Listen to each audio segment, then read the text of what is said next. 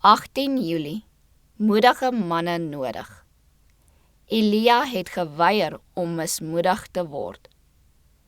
En die 7de maal roep hy, daar gaan 'n wolkie soos 'n man se hand op uit die see.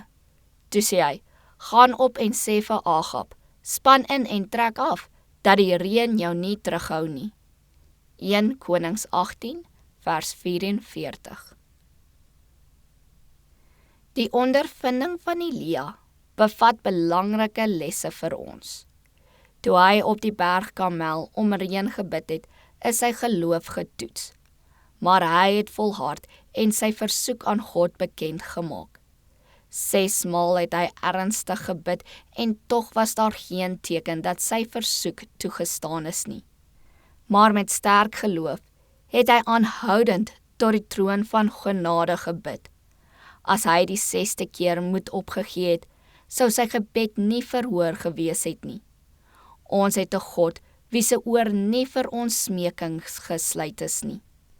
En as ons sy woord op die proef stel, sal hy ons geloof beloon. Hy wil hê dat al ons belange saam met syne gebind moet wees. En dan kan hy ons met veiligheid seën, want dan sal ons nie die eer vir onsself neem wanneer hy ons seën nie. Ons sal al die lof aan God gee. God beantwoord ons gebede nie altyd die eerste keer as ons hom aanroep nie.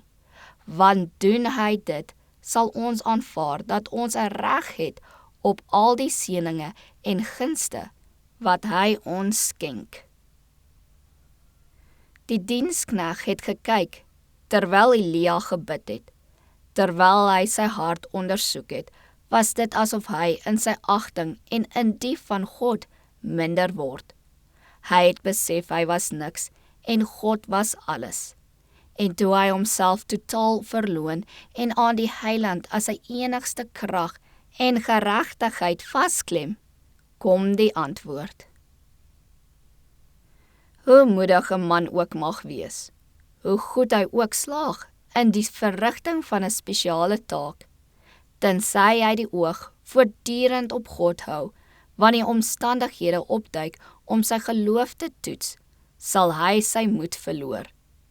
Selfs nadat God duidelike tekens van sy krag getoon het, nadat hy versterk is om Gods werk te doen, sal hy 'n mislukking wees, tensy hy onwrikbaar op die Almagtige vertrou.